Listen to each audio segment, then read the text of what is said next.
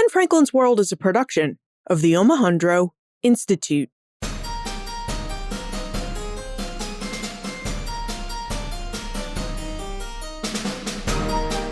Hello, and welcome to episode 285 of Ben Franklin's World, the podcast dedicated to helping you learn more about how the people and events of our early American past have shaped the present-day world we live in. And I'm your host, Liz Covart. Independence from Great Britain provided the former British American colonists the opportunity to create a new, more democratic government than Americans had lived under before the American Revolution. What did this new American government look like? Who could participate in this new American democracy? And what was it like to participate in this new democracy? These are big questions. They're also the questions we'll explore in this second of 4 episodes about the origins of early American elections and voting practices. Now, the founders of the United States wrote constitutions to establish governments on both the state and national levels. These constitutions often laid out the offices each government would contain, and the requirements for those who wish to represent the people and hold those offices. Where constitutions bring government structure, elections bring them to life. So to help us better understand the early national governments of the United States and the elections that brought them to life, we're going to consult with Terrance Rucker. Terrance is a historical publication specialist in the Office of the Historian of the United States House of Representatives. In that office, Terrance assists with editing the online biographical directory of the U.S. Congress and serves as a contributing writer to the 4-volume series Minorities in Congress. In addition to this work, Terrance is also an active member of the Society for History in the Federal Government, a professional organization in which Terrance has served on both the Executive Council and as president. But before we meet Terrance, just a reminder that my teammates Holly White, Joseph Edelman, and I have created a resource guide to help you explore the origins of American democracy and elections beyond this short podcast series. This resource guide contains not just the books and articles we use to prepare this series, but also additional books, articles, museum exhibits, and digital resources for you to explore. You'll find this guide in the Omohundro Institute's brand new OI Reader. Now a web-based app, the OI Reader offers digital editions of the William & Mary Quarterly, the leading journal of early American history since 1943. Plus, it has an open WMQ section, where we can offer you additional digital resources for some of our podcast episodes and series, just like this one. To access this resource guide on elections and voting, visit benfranklinsworld.com/OI Reader. That's benfranklinsworld.com/OI Reader. All right. Are you ready to investigate the early national governments of the United States and the elections that brought those governments to life? It's time for us to speak with Terrance Rucker.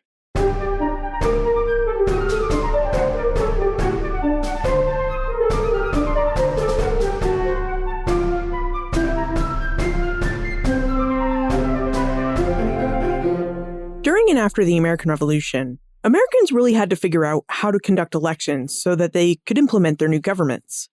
Plus, Americans also had to sort out who they would vote for and who would be able to vote in these new elections. Terrance, would you tell us about representation in voting under the United States' first Constitution, the Articles of Confederation? Sure. Representation in voting under the Articles of Confederation was much more limited than voting is today. You basically had limited political participation between small groups of people. On the one side, you would have colonial landholders and merchants, and they would be working with or against royal governors sent from Great Britain or other British officials, basically for control of local resources. Your majority of voters, which was very small, were white males who either held property or weren't indentured servants. They would vote for their colonial or state assembly members. And subsequently, these legislators would vote for delegates who served in the Continental Confederation Congresses. This structure was reflective of the system that the United States inherited from Great Britain, in that a small number of voters participated in local elections for large popular legislatures. Any decisions that were made to elect officials that would serve in a national capacity or a state multi-regional capacity, that was decided by the members of the state legislatures and not by the voters themselves. There were no national elections in this era as we would consider them today. What if you were someone who wanted to be a congressman in the Confederation Congress, which was the governing body under the Articles of Confederation? How would you have run for office knowing that it was the representatives who served in state assemblies who would have elected you? According to Professor Joanne Freeman, much of the politics in this era transpired among elite practitioners that did not involve the general public very much. Basically, what an assembly candidate would do is he would go to people in his local area. He would ask for their support. He would also go to the state assembly and basically lobby for the seat, not only among the state legislature members that he knew, but he would also speak with other members who he knew or might be sympathetic to his position. It was very much a self-lobbying operation. You would continue to see this in the federal Congress era when candidates would run for the United States Senate. But in the Confederation Congress era, it was very much an insular circle of practitioners within the colony or within the state, and they would basically appeal to each other for votes. That's really interesting that if you wanted a seat in the Confederation Congress, you really had to run your campaign on two fronts. First, with the people who would elect state assemblymen and House members. And second, you'd really have to campaign among the members of those state assemblies or House members, as they would really be the men who would vote for you to have a seat in the Confederation Congress. That was very much the trend because that electoral model derived from Great Britain, in that citizens, mainly landholders, some taxpayers, some who weren't indentured servants, they could vote in large popular elections, so say for the House of Commons. But it would be the members of the House of Commons that would select candidates for other offices, mainly executive offices. So for the colonies inherited that model, and we see that model being used within the colonial assemblies prior to the American Revolution, and we also see it within the Continental and Confederation Congresses, where a select number of colonial or state legislators chose the representatives that would serve in these national assemblies. Now, state assemblies or houses of representatives and the Confederation Congress served as the first representative governing bodies of the new United States. But in 1789, the Articles of Confederation and the Confederation Congress were superseded and replaced by the Constitution of 1787 and its bicameral or two-house Congress established by that Constitution. Terry, would you tell us a bit about how the Confederation Congress worked and why Americans felt they needed to replace it with a new Constitution and new Congress in 1789? As the first formal national legislature for the United States, the Confederation Congress worked as well as its rules allowed. It was the primary forum for coordinating colonial resistance to Great Britain during the war and formalized American independence through the Articles of Confederation. The Congress also encouraged states to expand suffrage requirements by revising their constitutions and managed a diplomatic corps that negotiated the 1783 Treaty of Paris that recognized American independence and doubled the size of the nation. On one hand, the Confederation Congress showed that representative government by popular consent could work at the state and national levels. On the other hand, questions about whether the states or the federal government should preside over taxation, regulate interstate commerce, or manage external diplomacy were bitterly disputed, as the Congress's responses to these crises left many Americans dissatisfied with its effectiveness. Although it had the authority to regulate the Continental Army, the Confederation Congress could not supply these troops or request funding for its maintenance. It could request money from the states, as it did in 1783, to pay for war debts, but it could not compel them to pay on a consistent basis. The Confederation Congress also could not regulate foreign trade or interstate commerce, so states enacted their own policies. By 1786, a number of states considered forming regional blocs to expand business opportunities and protect their commercial interests. The Confederation Congress had designed a framework for territorial expansion via the Northwest Ordinance of 1787, which determined how public lands would become territories and petition for statehood. However, it was unable to protect U.S. sovereignty in the West against the British, French, and Spanish empires due to the limits outlined in the Articles. Also, the Congress's inability to control the numbers of white settlers who encroached on land that belonged to American Indians erupted into armed conflicts. When settlers requested military help, the Congress could not provide arms or military aid in a timely fashion. A significant diplomatic blow occurred when the Spanish government closed the Mississippi River to U.S. trade in 1784. A 2-year diplomatic effort that was led by John Jay, who was the Secretary of Foreign Affairs, failed to reopen the trade route. In response, a number of states considered forming regional alliances to protect their commercial interests. What ultimately led the Confederation Congress delegates to consider revising the Articles was the Congress's inability to recover from the effects of a recession and the loss of public confidence in the Confederation that resulted from it. Although the Congress called for states to pay for its portion of the war debt, their inability to pay left the nation insolvent by the end of 1786. The Congress's inability to protect American commercial interests in the West and episodes of civil unrest like Shays' Rebellion in Western Massachusetts also undermined confidence in the Confederation. By February 1787, a critical mass of delegates agreed to revise the Articles in a formal convention in Philadelphia during the summer. Yeah, that's right. In 1787, the Confederation Congress called for a meeting to revise the Articles of Confederation. But what came out of this meeting, which we now know is a constitutional convention, was a brand new constitution. Terry, would you tell us a bit about the Constitution of 1787 and what this constitution had to say about representative government and who could vote for national representatives? In terms of representation, the Constitution departs from the Articles in two ways. First, whereas the Confederation Congress was a unicameral legislature, the Constitution called for a bicameral Congress, with a House of Representatives where members would serve for 2 years and a Senate where members would serve for 6. Second, the Constitution expanded voting qualifications via Article 1, Section 2, Clause 1, by making the voting requirements for state legislative elections and U.S. House elections the same.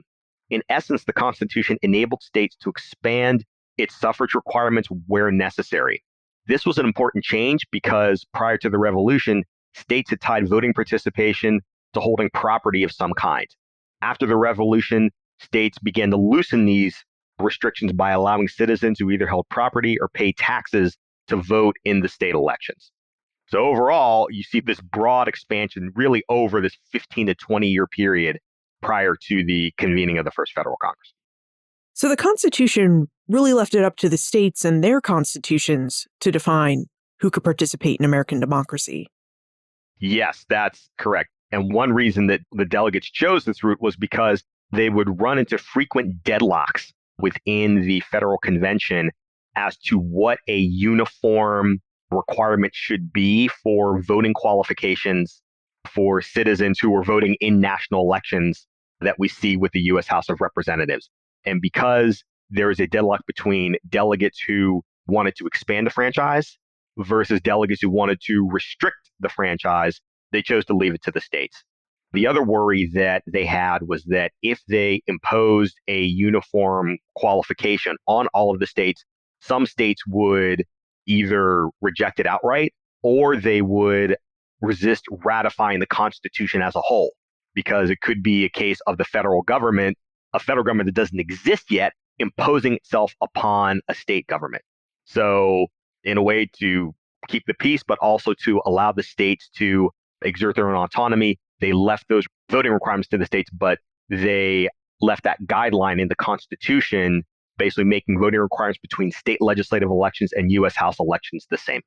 If the states got to determine who could participate in American democracy by voting, what did that mean exactly for the transition of power between the Confederation Congress and the Federal Congress of the United States Constitution in 1789? Could you tell us a little bit about the election ordinance of September 1788 and what that ordinance has to say about the first federal elections? My feeling about the election ordinance is that this is one of the Confederation Congress's greatest success stories that has not been covered, that isn't discussed very much.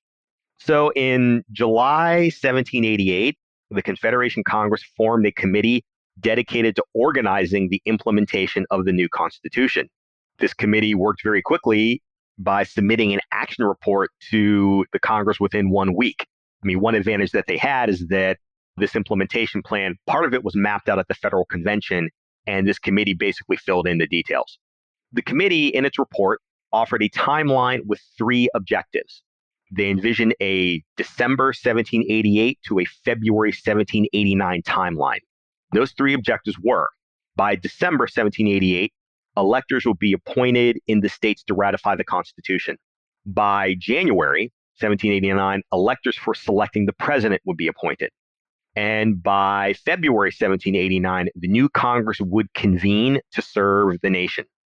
After the committee forwarded these recommendations to the Confederation Congress, it didn't approve an election ordinance for 3 months because of the intense debates over where the new capital would be. Should it be in New York? Should it be in Philadelphia? Should it be somewhere else? To make their lives easier, they decided to remain in New York. And once that issue was resolved, the Confederation Congress issued a 2-paragraph ordinance on September 13, 1788. So if you read it in the journals, it doesn't seem like there's a whole lot to it, but there is, particularly in the planning and the execution. Like the ratification process, much of this work was left to the states to figure out. One big change in the ordinance was that the preparation calendar was moved 1 month ahead from the December, January, February timeline suggested by the committee to a January, February, March timeline to accommodate the opening of the new Congress. And although it is explicitly stated in the ordinance, the assumption was that states would act on what became Article 1, Section 4 of the Constitution to schedule elections for representatives and senators within the 3-month time frame specified by the ordinance. Now that we know a bit about what the Confederation Congress and the Constitution of 1787 had to say about elections, how did elections work on the ground?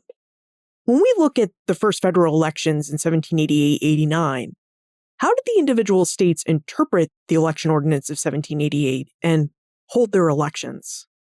Well, states interpreted this ordinance as a set of guidelines instead of an explicit federal order, basically in the way that states had treated other Confederation Congress suggestions. Consequently, there was a fear among state officials and some Confederation delegates that if the states either disregarded the ordinance or acted on it in a way that they had acted on previous legislation, that the new government would not survive. So there was a serious urgency at both the state and what would be the federal levels to act decisively. The states used 2 methods for this first set of elections, and then they also used a hybrid system. I'll describe the hybrid system a little bit later. The 2 methods that they used are called the at-large system and the single-member district system. For the at-large method, citizens could vote for as many candidates as there were House seats until winners were determined. For example, if there are 6 seats available for a slate of 10 candidates, citizens would vote until the 6 candidates who received the largest number of votes were determined. 6 states, Connecticut, Delaware, New Hampshire, New Jersey, Pennsylvania, and Rhode Island, use this at-large system. The single-member district method, on the other hand, it works differently. For that method, states designated a certain number of congressional districts based on apportionment. Within each district, voters would select a winner from a single slate of candidates. 5 states, Massachusetts, North Carolina, New York, South Carolina, and Virginia, preferred this method. The states of Maryland and Georgia, being the rebels that they are, used a hybrid method in which citizens from all over the state voted for candidates from any congressional district. So instead of this hybrid system being an asset, this method revealed the weaknesses of both systems, in that citizens could vote for as many candidates as the general ticket allowed, but because there were multiple districts, the winner may not receive the majority of votes from a specific congressional district. So for example, there was a possibility that a House candidate from Maryland state capital of Annapolis, which is in about the middle of the state, could win a seat for a district that encompassed Baltimore, which would leave voters in both districts unhappy. Each state learned its lessons from that experience, in that when the federal elections for the Second Congress occurred in 1790, Maryland chose the district method and Georgia selected the at-large method. One of the interesting aspects of this first federal election is just how little interest people had in the first presidential election. And that's because everyone assumed the Electoral College would elect George Washington to the presidency. But there was a ton of interest in this first federal election to Congress.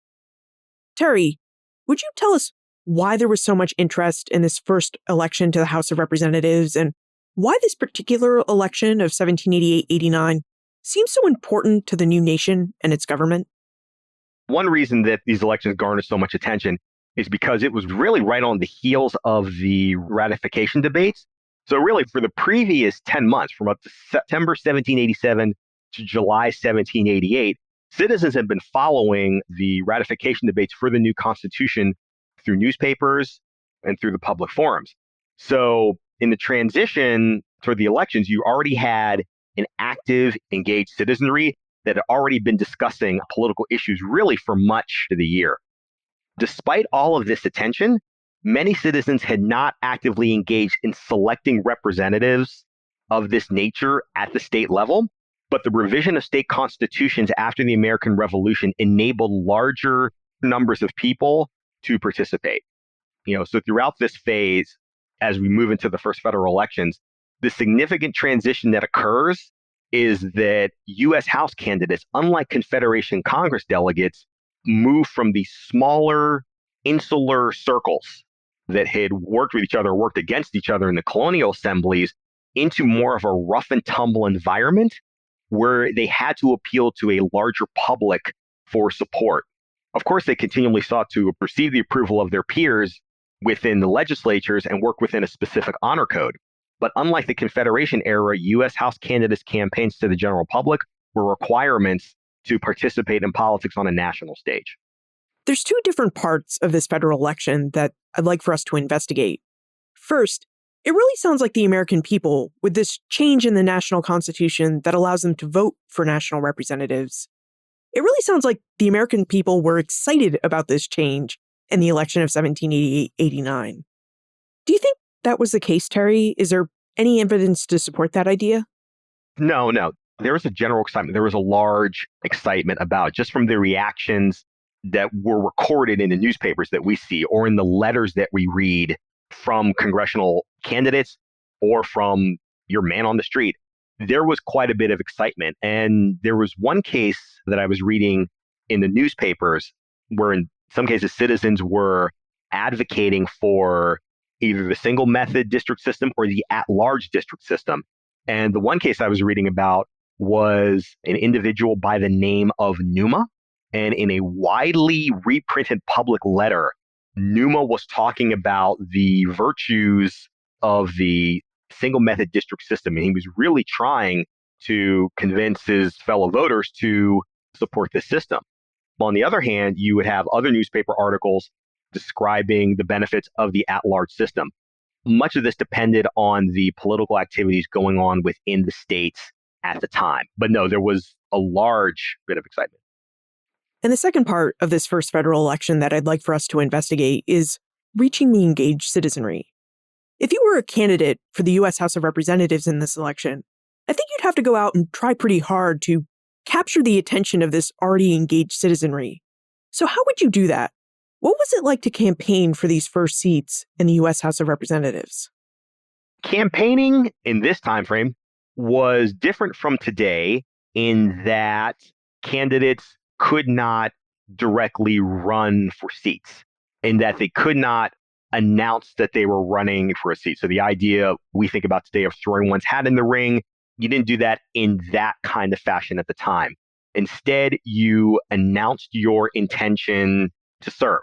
You announced your intention to serve publicly, but then privately, you worked behind the scenes to build support for your case. You also sought allies who would basically campaign for you. So you're exhibiting civic virtue by announcing your intention to run, but you're not as obvious about it because for many people in that time frame, that would be considered crass. That's how it worked. So say you're a candidate in this first federal election for a seat in the first House of Representatives, and you've announced your intention to serve. How do you get your supporters to help you get elected? What kinds of campaign work would you expect from your supporters to get you elected? What they would do is they would attend public debate forums and argue on your behalf. They could write public letters to the newspapers. They could also write letters to others on your behalf privately, and advocate for you that way. You could also advocate that way for yourself. One case that I'm thinking of in particular would be James Madison's case in what was Virginia's 5th congressional district. This is a famous case because this is the one election where you had two future presidential candidates running against each other. Federalist James Madison and anti-Federalist James Monroe, who ran against each other for a U.S. House seat. Scholars dispute whether an anti-Federalist dominated General Assembly, which was led by Patrick Henry, deliberately altered the state's congressional district lines to ensure that Madison would lose, or if it was a case of very bad luck with Virginia's districting system. Regardless of the reason, Madison was running as a Federalist in an anti-Federalist district. So he knew that he had a fight on his hands. He dismissed the advice from friends that he should run from friendlier territory, and he actually left New York in December 1788 to run for the seat. Madison had a number of factors in his favor. He had successfully consolidated support in areas like his home county of Orange, Virginia. He had allies on the ground who were working on his behalf within the Virginia General Assembly and also on the campaign trail. One ally told Madison that he could split the difference in the other counties that may have been hostile to him, or he could win them over with some hard campaigning. So Madison took a two-pronged approach. He launched a public relations offensive in a series of public letters that outlined his views of the new Constitution to several newspapers that circulated throughout the district. Because it was an anti-Federalist district, Madison ran on a pledge that he would secure a Bill of Rights for the new Constitution. Along with the letters, Madison directly engaged voters in public forums who had doubts about his effectiveness as a representative for their interests. And this was about a 6 to 8 week campaign. So he basically started running in December 1788. The election was held on February 2nd, 1789, in which more than 2,000 voters braved sub-zero temperatures to cast ballots in the 8-county district. Madison won election to the House with 57% of the vote and would be reelected to 3 more Congresses by decisive margins. In his last House election, Madison ran unopposed. So Madison and others really ran for their seats in this first House of Representatives by campaigning a bit indirectly. They'd write to newspapers rather than go out and directly speak to voters. Do we know when candidates like Madison would come out and directly campaign for office like we see the candidates doing today? I can't say that there's a specific date when that occurs, but this is an evolution over time throughout the early Republic period.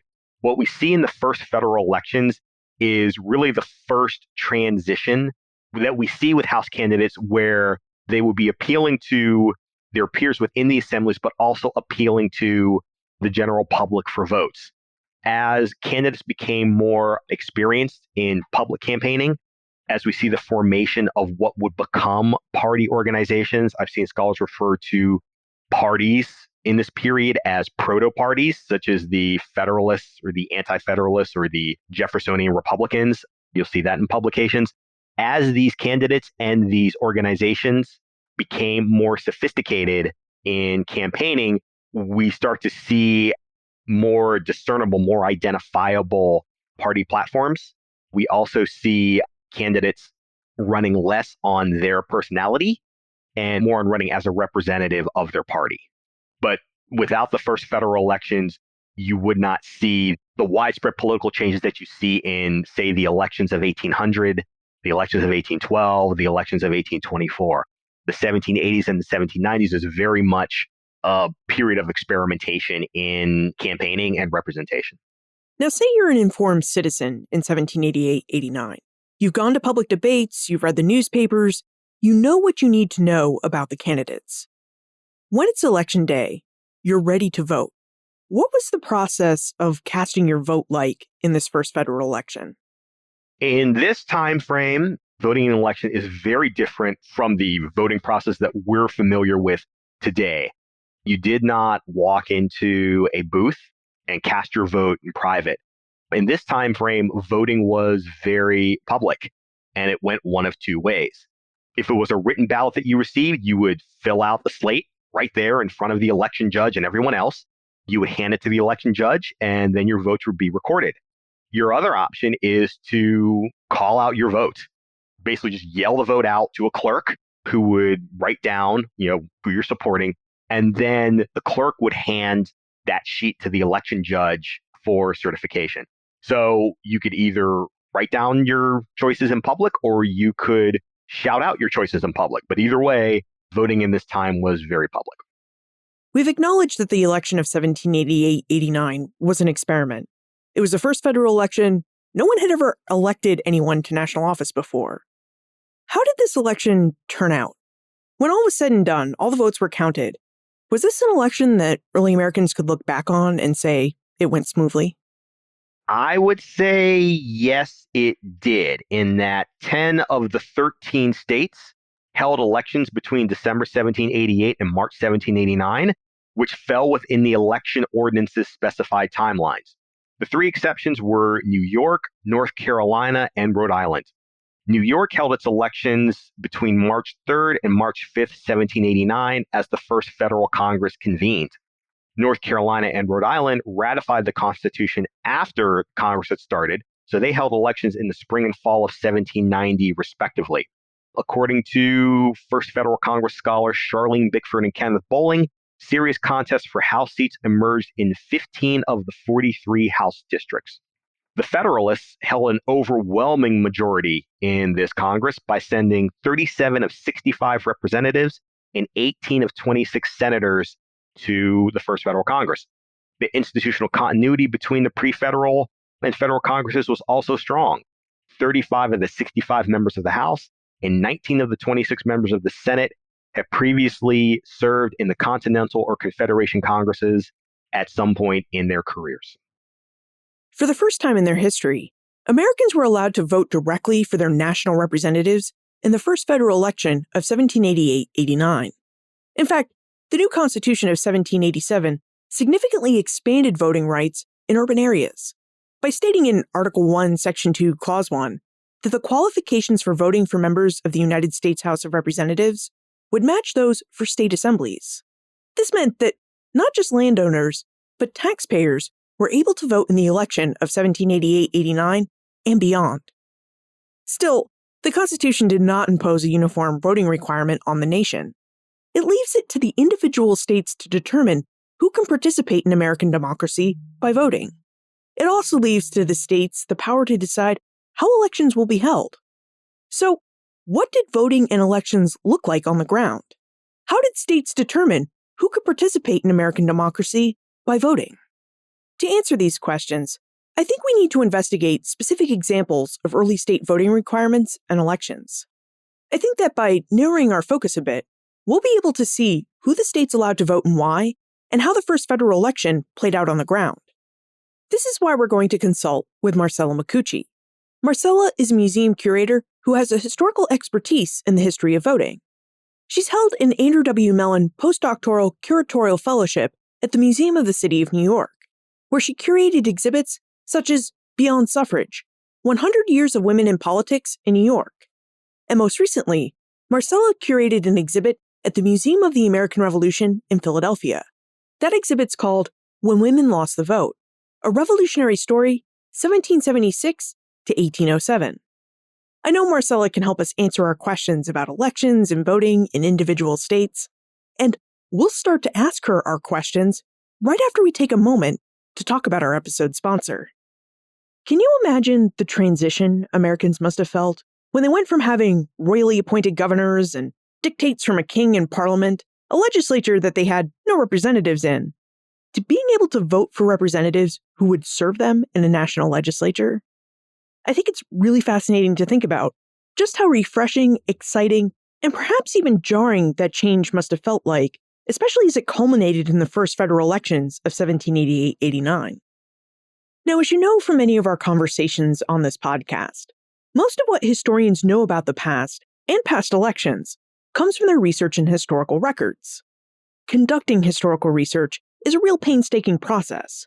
It's a multi-year process that includes searching out historical sources, interpreting those sources, and then taking what you find to make a case for why we should view the past a certain way.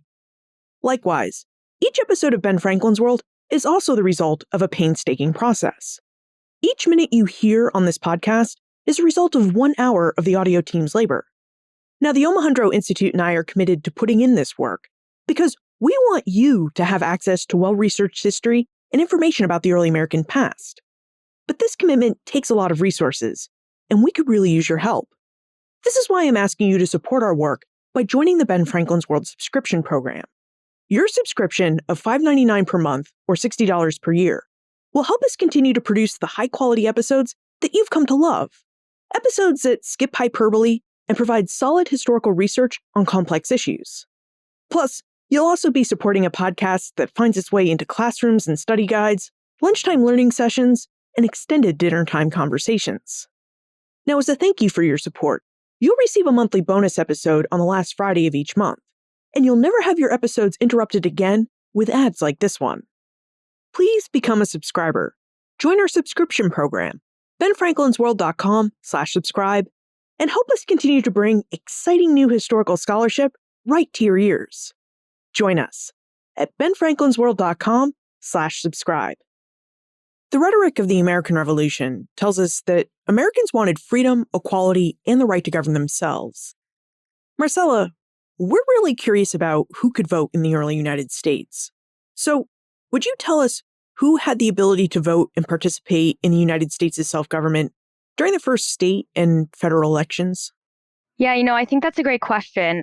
First of all, I think it's important to note that election laws were left up to the states.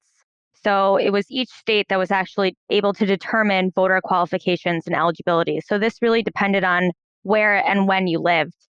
When we do see, in 1776, as we start seeing some state constitutions coming to fruition, we begin to see many of them, actually 10 in fact, from 1776 to 1790, that actually define voters as male or freemen.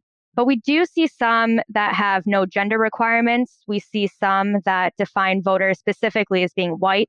And then in most of them, we see a 6-month at least residency requirements to be able to vote. But again, all of this is to be determined by each of the states. It's not yet federally regulated. And actually, even today, as you know, election laws are still in the hands of the states. But for New Jersey specifically, their 1776 state constitution used a gender-neutral pronoun, they, and actually used the words all free inhabitants in its election law. So there were no gender or race limitations. It did, however, limit the vote by wealth. So only those that were possessed of 50 pounds proclamation money were entitled to vote in the state of New Jersey. And this really did open the electorate to any property-owning men or women, white or black, throughout the state. Do we know what the founders were thinking when they decided to leave the development of voting requirements to the states? If I had to guess, it would just be because this is a brand new electoral system and a new nation. So I think it's just a matter of being able to leave those determinations up to the states because there are so many other things that are left up to them as well. Things like currency. So for instance, if we're looking at voter requirements and we need to be able to look at how much, wealth someone needs to possess or how much property one needs to own in order to be able to vote, those property requirements and even how they're counting their currency is determined by the states individually as well. So I think that there's just a lot of factors that come to play there. Now, you mentioned New Jersey allowed women and African Americans the right to vote. Would you tell us more about why New Jersey gave the right to vote to women and people of color?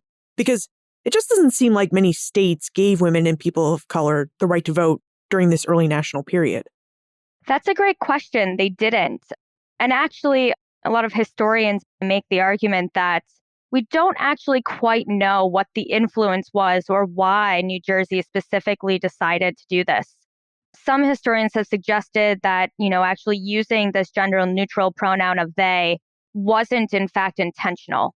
Others have made the argument that New Jersey, for example, a mid-Atlantic state, was highly Quaker and that perhaps the Quakers had some influence over the New Jersey state constitution. And actually the Cooper family, who is attributed with writing parts of the New Jersey state constitution, were heavily Quaker. So we have to ask if perhaps their more egalitarian views toward women are responsible for the fact that they may have intentionally left this vague. We do, however, very importantly see in 1790 that the New Jersey state constitution amends its election law. And in this reformed law in 1790, which first only applies to 7 of the 13 counties there, that it actually explicitly writes in the he or she clause into the election law.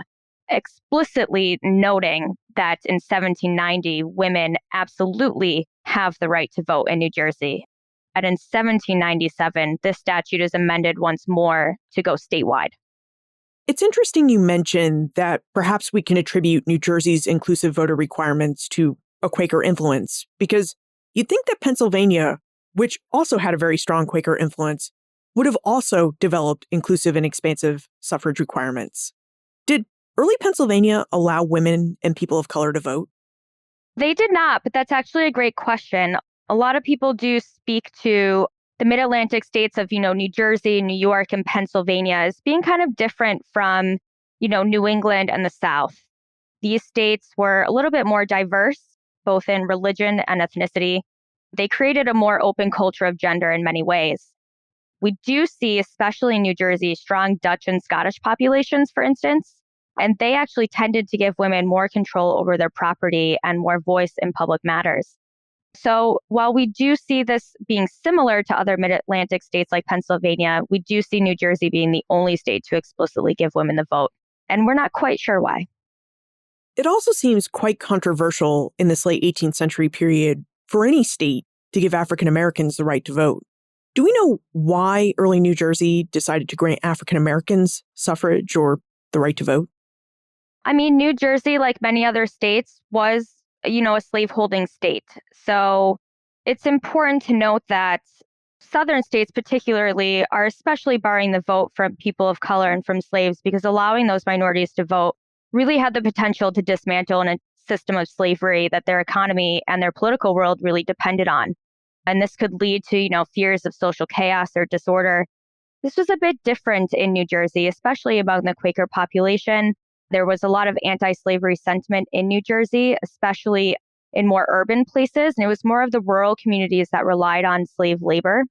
But yeah, it's actually a really interesting question to be able to ask why people of color specifically are getting the vote with women in New Jersey. And, if we look beyond religion and ethnicity, and we begin to look at the rise of partisan politics in particular, we do see a really staunch Federalist majority in New Jersey up to the late 1790s and the early 1800s. We actually won't see the shift to Democratic Republican or anti-Federalist until 1801.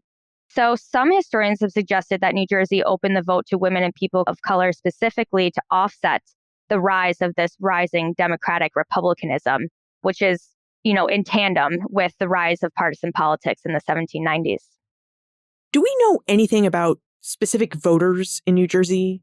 Did your research for the Museum of the American Revolution's When Women Lost the Vote exhibit turn up anything in the historical record that can tell us about New Jersey women and African Americans who voted in these early elections?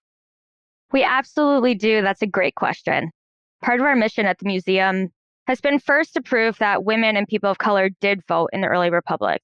Historically, we have a lot of anecdotal evidence that speaks to women voting. For instance, newspaper accounts that say, women at the total of 75 heads showed up to the polls in Elizabethtown, or, the federal ladies turned out to so-and-so election. But we had very little primary evidence or poll lists that could actually speak to whether or not women were actually going to the polls, and if, these weren't just exaggerated or fabricated accounts. So cue the museum's curatorial staff, who since 2018 have really began researching, going into, the cultural institutions and archives in New Jersey to begin locating some of these poll lists that can identify women and free people of color. And we've been very fortunate in that regard. We have found 18 poll lists so far, and 9 of those lists have included the names of women voters on them. And among those lists, we've been able to identify 163 women so far. So the museum is currently undergoing a massive genealogical research project to be able to trace the lives and experiences of some of these early women voters. And we do hope to feature this on our website as well, so that visitors will be able to go in and explore the lives and stories of these women and free people of color as well. I do think it's important to note that while we've identified 163 women and at least 3 free men of color that have voted, we haven't yet been able to identify a free woman of color on the list. But it's very important to note that just like white women and free Black men, that women of color provided they could meet the property requirement, were just as eligible to vote as anyone else. And that just because we haven't necessarily found one of these women on these lists doesn't mean that they're not there yet. We just haven't yet been able to identify her. And this, goes back to a lot of the obstacles of researching women in early American history. In many cases, these women go from being their father's daughters to their husband's wives. And their identities are mainly subsumed by the men in their lives, and their last names especially, which makes it incredibly difficult sometimes for us to be able to track them through the historical record. And then among those women who we have been able to identify on the list, only one of the lists that we've identified so far actually includes the names of the candidates that women voted for. So the people that the women voted for when they went to the polls. And, this absolutely allows us to identify partisan affiliation. For instance, on that list, we have 2 of 3 women voters who are actually voting Democratic Republican that we can show. And also being able to just explore when and what these elections are for and, when the women specifically are going to vote, again, can really help us trace their partisan affiliation. You mentioned that women went from being their father's property to their husband's property. Was this fact why New Jersey's early voting law stipulated that in addition to having these 50 pounds worth of property, a woman either had to be unmarried or widowed in order to vote? Yes, absolutely. I should be clear, the New Jersey State Constitution doesn't actually say that married women cannot vote. But to backtrack a little bit, you're absolutely right on. We do see under English common law the process of femme coverture, or a woman being legally covered by her husband once she gets married. Under coverture, a woman cannot legally own property under marriage, and all of her rights, not only her economic rights, but also her political and her social rights, are subsumed by her husband. We do see some loopholes for women in this period because of that. For instance, some women signing prenuptial agreements or, various other marital settlements, deeds of gifts or trusteeships that all really did in some ways serve to protect married women's property that they brought into a marriage. And then, of course, we see once, a husband passes away, the right to a woman's dower thirds.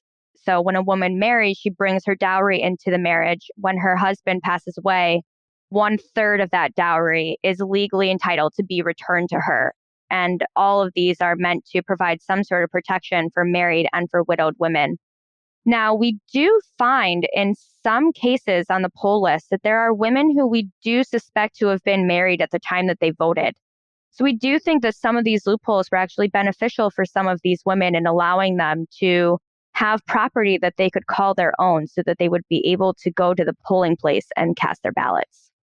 Now, speaking of poll lists, you mentioned that you found 18 New Jersey poll lists and that 9 of those lists included women on them, with one even including information about who voters voted for.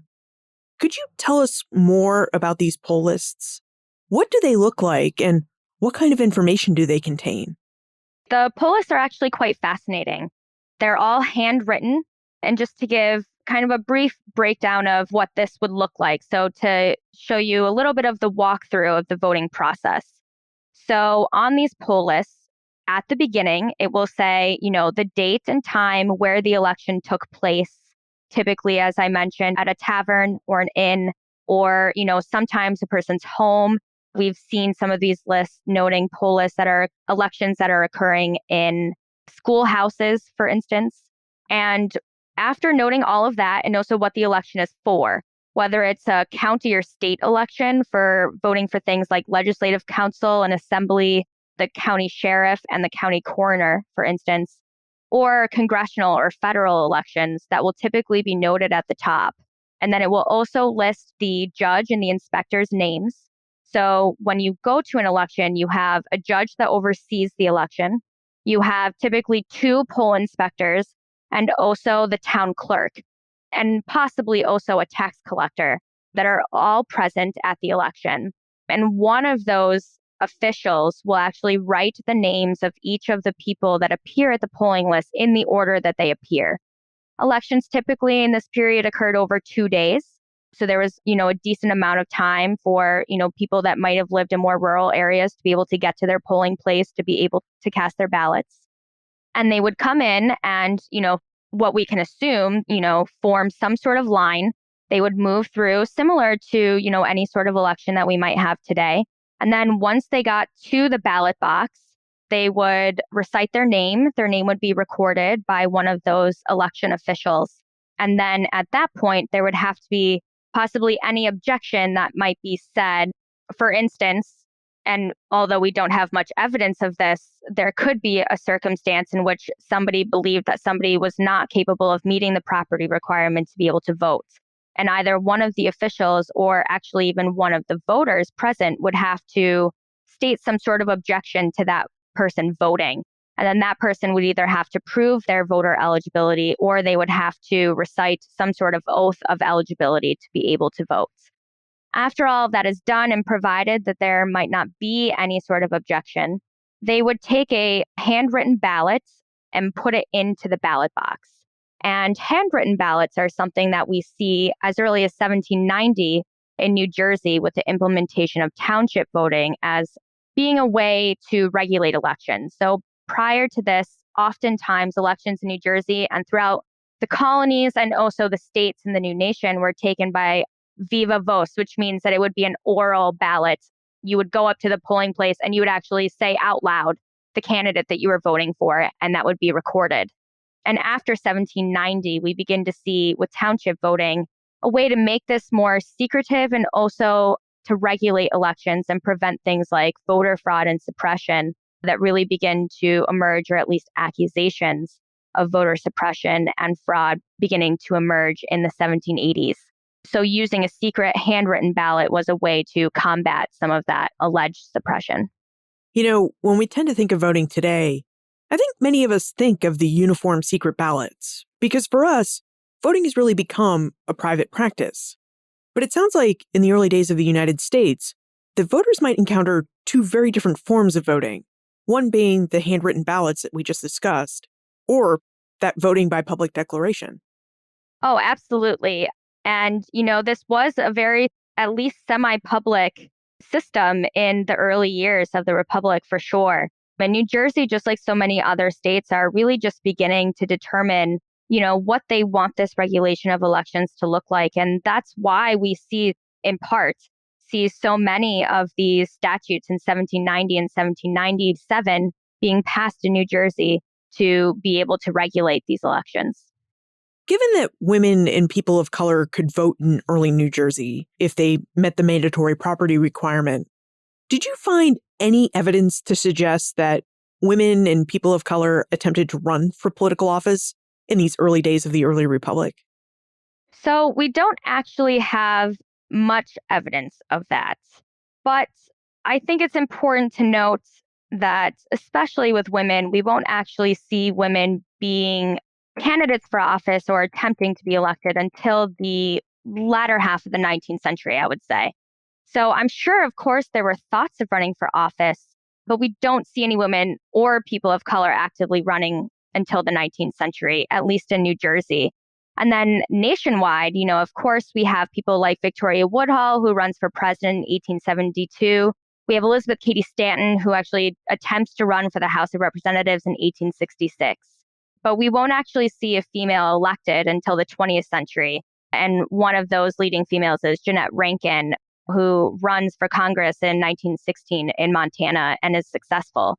Of course, I would like to think that there were thoughts of running for office, but we also have to consider that township elections actually in New Jersey were quite different from the state and county and federal elections that we have our poll list for, in that town elections were reserved for white free men. And that was very clear in those laws. So actually, many of the people who are actually holding office, and especially local offices in this period, are not able to be anyone other than white free men. Wow. So if you were a woman or a free person of color and you're allowed to vote in early New Jersey, your voting rights, they're only for state and national elections. They're not for local elections. So you wouldn't be allowed to vote for, say, your mayor or constable, but you could vote for your representative to the U.S. House. Correct. Do we know why New Jersey made that distinction? why the state allowed women and people of color to vote in state and federal elections, but not in their own local elections? We don't, but we can surmise that it might have something to do with tax paying.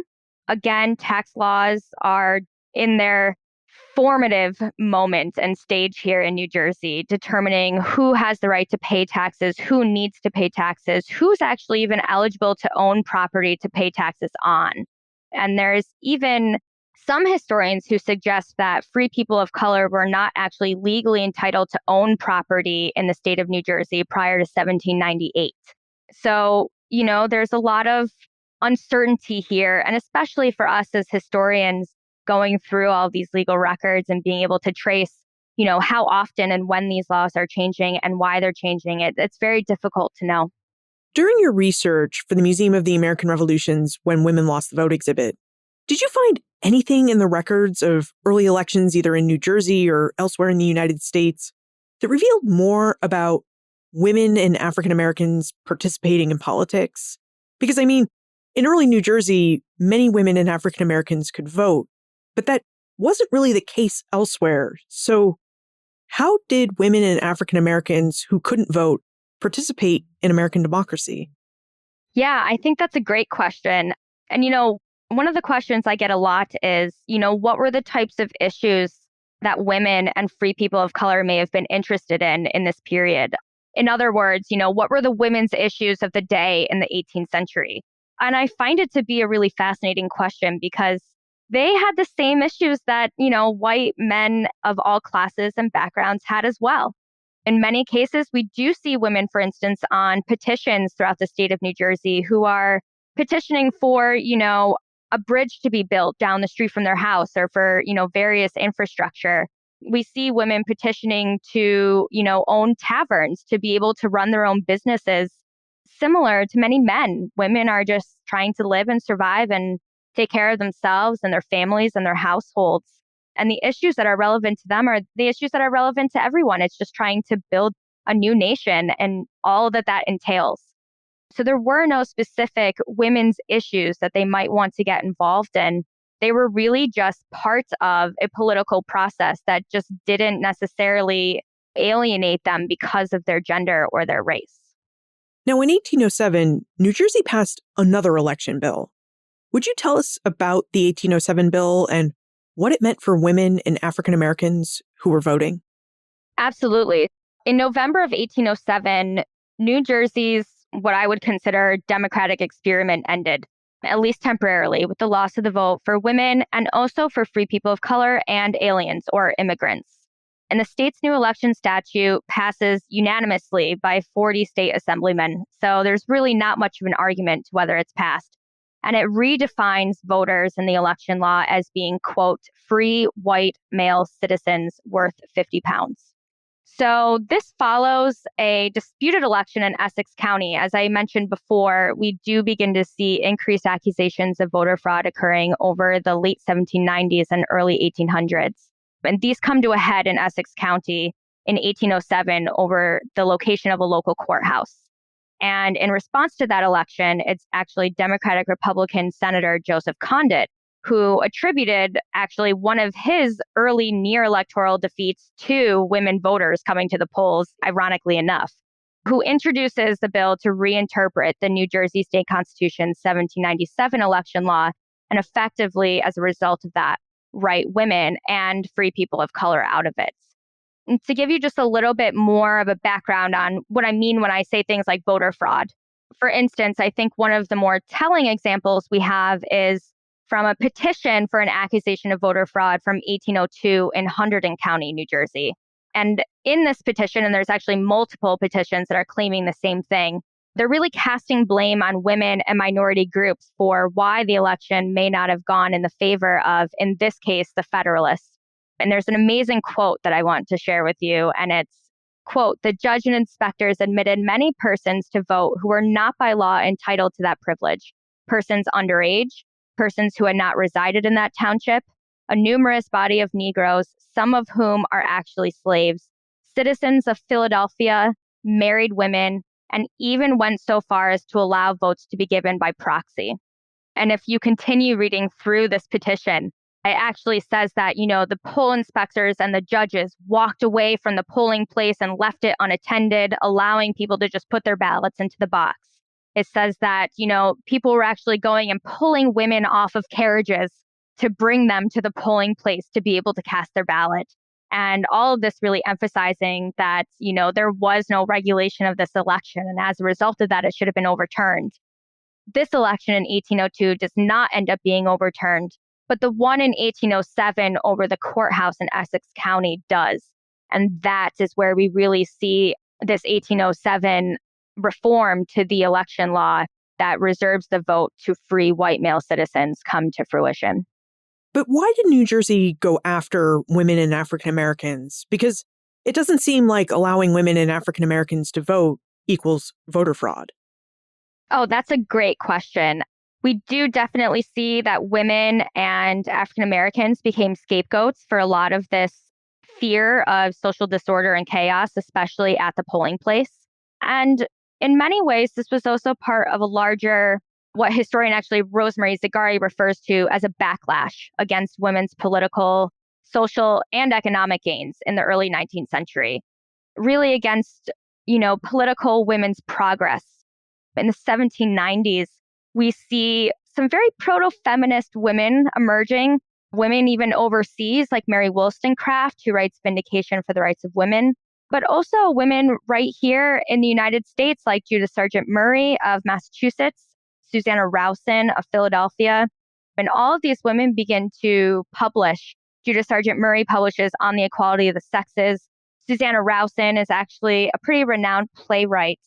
And in actually delivering one play in 1794 in Philadelphia, she comes out and hand delivers the epilogue to the audience, in which she says something along the lines of, and I don't want to misquote her, but it's something along the lines of, women were born for universal sway, men to be silent, adore, and obey. And, the proverbial mic drop happens, I think, at that moment. We, begin to see women really pushing and coming into these new political roles. And this can be seen as very potentially threatening, especially to male-dominated spaces like the political sphere. So we really do see women being kind of pushed out of it as a result of this. And I think that women losing the vote, at least in New Jersey in 1807, is one part of this larger backlash that begins to take place in the early 19th century. Voting was a familiar activity to Americans both before and after the American Revolution. But what made voting in the early days of the early republic new and novel were the number of men who could vote and the number of experiments states like New Jersey undertook to figure out how best to hold elections and define who could participate in the new American democracy by voting. From 1776 to 1807, the state of New Jersey allowed all free inhabitants who met a 50-pound property requirement to vote. This meant that married and unmarried women and free African Americans who owned some property could act on their political ideas at the ballot box.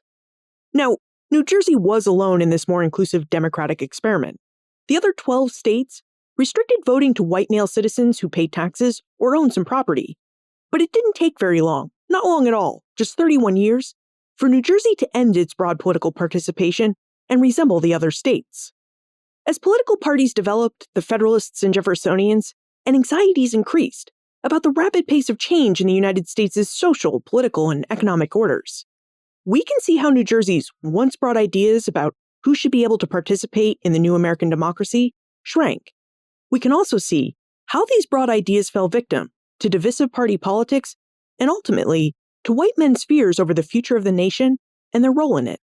Now, after this change in the New Jersey voting law in 1807, Americans wouldn't see voting rights broadly extended to people of color or women until the late 19th and early 20th centuries. African American men would receive the right to vote, at least per the Constitution, in 1870 with the ratification of the 15th Amendment. Women would have to wait to vote until the ratification of the 19th Amendment in 1920.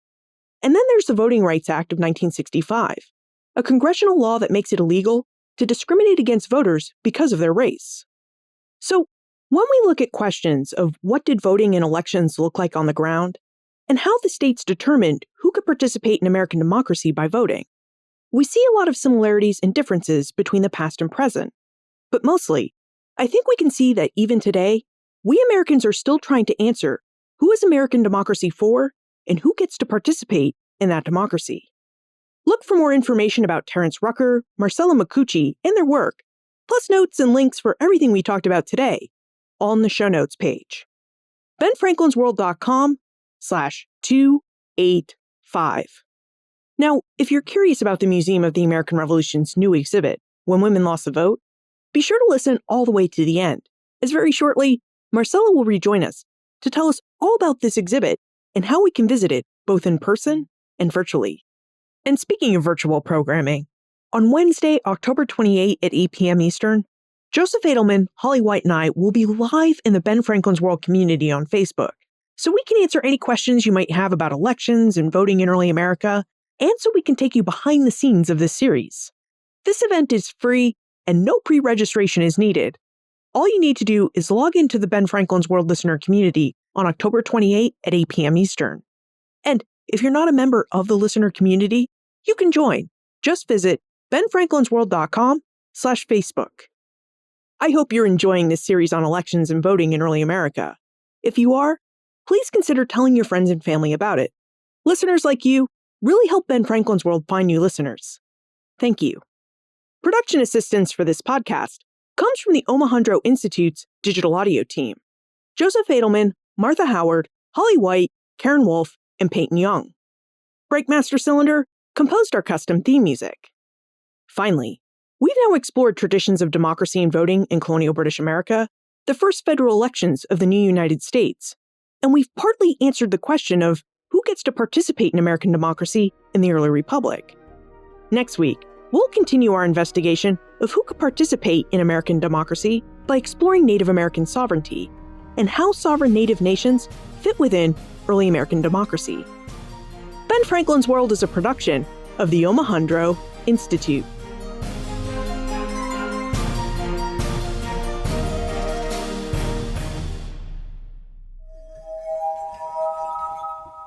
A lot of the research we've been talking about today was conducted to inform a new exhibit at the Museum of the American Revolution in Philadelphia. And that exhibit is called When Women Lost the Vote, A Revolutionary Story, 1776 to 1807. Marcela, would you tell us about this exhibit and how we can view it? Yes, absolutely. The physical exhibition itself opens to the public at the Museum of the American Revolution on October 2nd. And this will be incorporated into our core gallery. So you'll actually be able to go into our permanent exhibition at the museum and go through various cases throughout the galleries in which you'll be able to explore women voters, but also women's experiences in the American Revolution more generally. And that will be accompanied by an audio tour. So you can buy tickets online to do that. And also, of course, learn more about the museum's precautionary measures that we're taking and the climate that we live in right now. And then to accompany that, we also have a full-scale digital exhibition that's set to launch in the fall as well for those visitors, obviously, that are unable maybe to attend the museum in person. So this will provide a full walkthrough of all the exhibition's content, the objects that you'll be able to see in the exhibition, and also, as I mentioned earlier, our full poll list interactive, where visitors can actually go in and study and examine the poll list. They can look at them, they can click on the women's names, learn more about the elections and about the women voters and the free people of color that we've identified on the list as well. And all of this will also be accompanied by a digital timeline and a bunch of teacher resources and guides for teaching all of this material in the classroom. And that will all be available online and is completely free to the public. But some of the things that you'll still be able to see, of course, in the exhibition, either if you are able to go in person or if you just want to look online, will be the original manuscript of the 1776 New Jersey State Constitution, which will be on loan from the New Jersey State Archives. That will also include, in addition to the original manuscript of the 1776 Constitution, the manuscripts for the 1790, 1797, and 1807 statutes. Of course, we'll also have Abigail Adams' famed Remember the Ladies letter and the 1776 letter from Abigail to John. We believe will be making its first return to Philadelphia since John originally received it from Abigail in 1776. So that's really cool for us. That will be on loan from the Massachusetts Historical Society. And I think it's just the first or second time they've actually loaned out that letter. So we're very thankful and grateful to have it. In addition to that, we have a whole plethora of women's objects from New Jersey and also objects that explore voting in the early republic in New Jersey. For instance, we have a ballot box from Deptford Township dated to 1811. We have an 1802 hand-painted Thomas Jefferson Tavern sign that hung outside of a tavern in Bergen County. We have multiple samplers, textiles, furniture, works of arts, and other manuscripts. We are just, I think, so excited to be able to share so many of these objects with everyone. It's been a long time coming for us, so we're really looking forward to it. And will the digital exhibit also launch on October 2, 2020? Either early October or perhaps a few weeks earlier.